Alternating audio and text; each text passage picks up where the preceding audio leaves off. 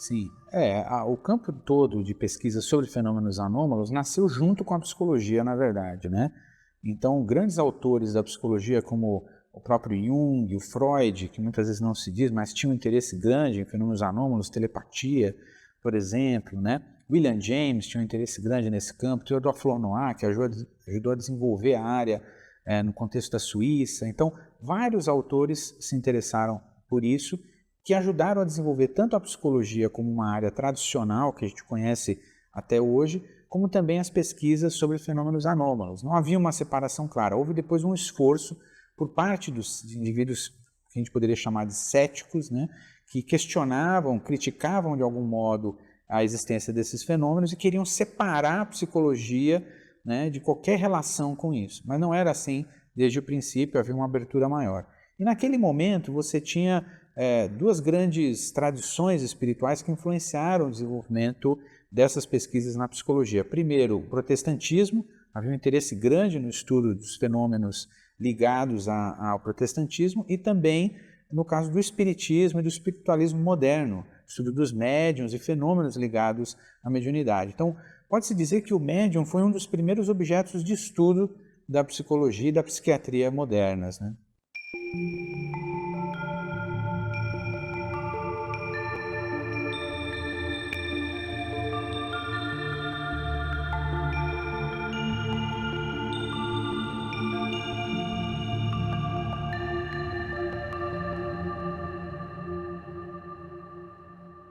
Sim, como era o princípio de tudo, né, eles precisavam mapear um pouco do que existia dos fenômenos. Então, muito dessa pesquisa era uma pesquisa mais de base observacional, de observar e ver como os fenômenos aconteciam. Por exemplo, né, nas sessões espiritualistas, havia também o uso de entrevistas, né, uma pesquisa mais qualitativa, e alguns esforços de tentar quantificar isso de alguma maneira. Charles Richer, por exemplo, propôs a importância do cálculo das probabilidades, né, para se estudar esses fenômenos de um modo experimental, e isso foi depois alargado pelo Joseph Banks Rhine e vários outros ali no início do século XX.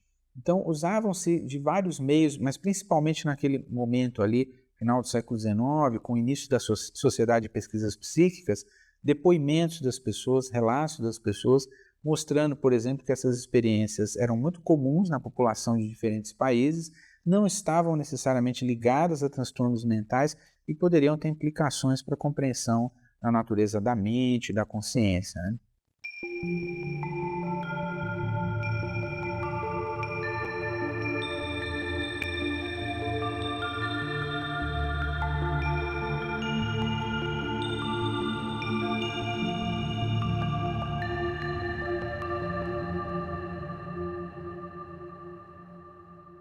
Sim, tem acontecido um fenômeno muito curioso nos últimos anos, em que há uma abertura cada vez maior para se estudar experiências que a gente poderia chamar de anômalas, não ordinárias, espirituais.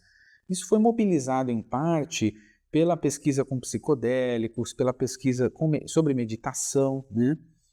E as experiências não ordinárias que acontecem muitas vezes durante esses estados alterados ou não ordinários de consciência. Então, muitos pesquisadores estão se voltando para isso, publicações em grandes revistas, na Nature, Trends in Cognitive Science, grandes revistas têm começado a se interessar por EQMs, né, experiências de quase morte, experiências místicas induzidas por psicodélicos e vários outros tipos de experiências que a gente pode chamar de anômalas, transcendentais, transpessoais, tem várias terminologias que podem ser utilizadas. Porém, essa perspectiva é uma perspectiva mais fenomenológica, quer dizer, não se questionando se por trás da experiência poderia existir algum fenômeno de fato anômalo, ou paranormal ou espiritual.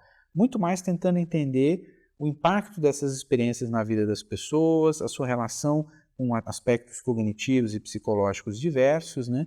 Então esse tem sido mais o foco, mas tem crescido o interesse nesse sentido.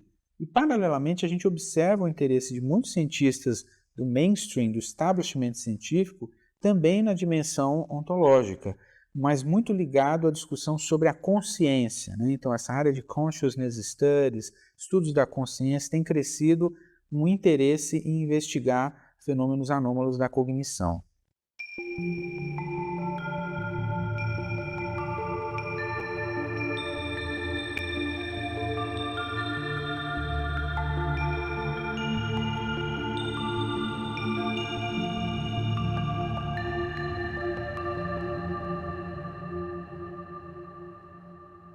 Sim.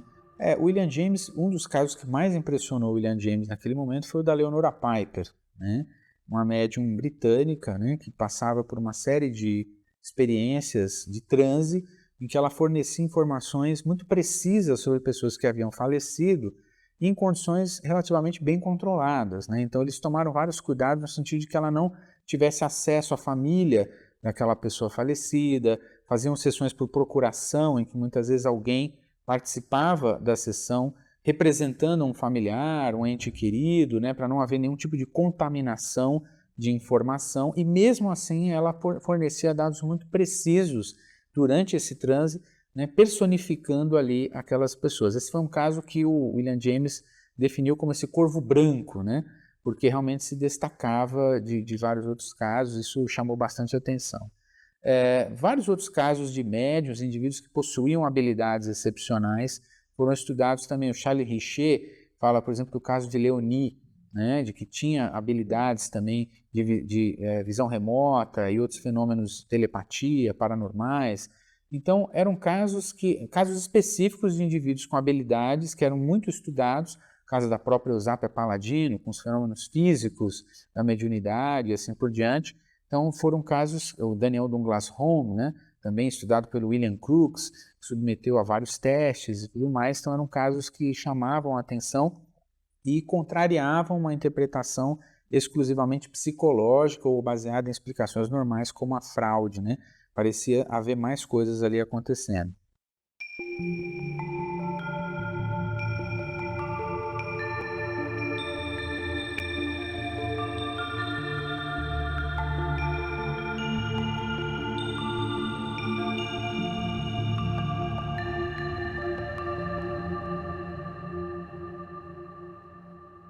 Sim.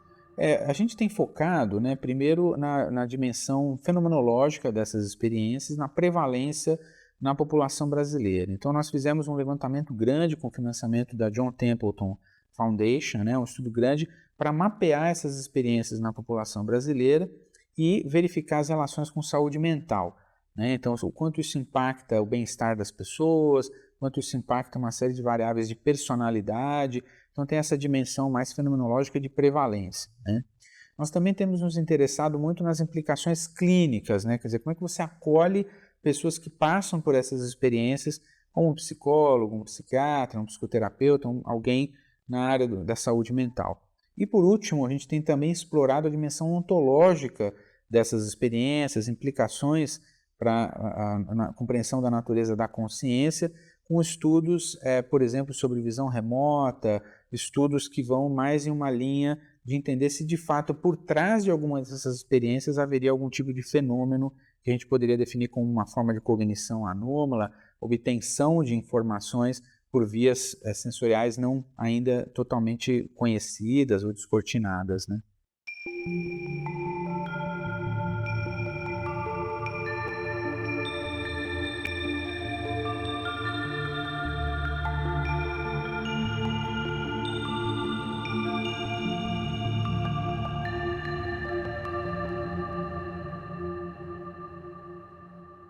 Sim, alguns estudos parecem confirmar de alguma forma, outros parecem contrariar.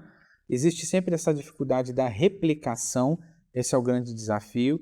Há hoje um reconhecimento de que é preciso aderir aos princípios de uma ciência aberta, em que os dados sejam tornados transparentes, os pesquisadores possam acessar esses dados, que as hipóteses sejam definidas de antemão para evitar alguma forma de interpretação posterior dos dados que corrobore só as hipóteses que são favoráveis ao que o pesquisador acredita.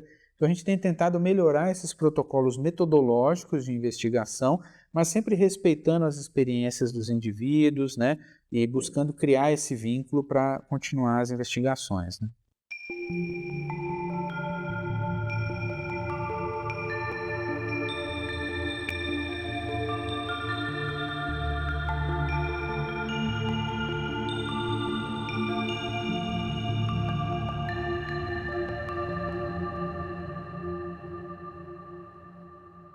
Acho importante talvez deixar aqui o convite, né, para que quem estiver realizando pesquisas nessa área, queira somar forças mas principalmente quem conhece indivíduos que passam por essas experiências, né, e que gostariam de submeter a algum tipo de investigação, que entrem em contato e a gente possa, de um modo, criar esse vínculo e pensar meios de colaborar nesse diálogo, né, entre os experienciadores e os cientistas.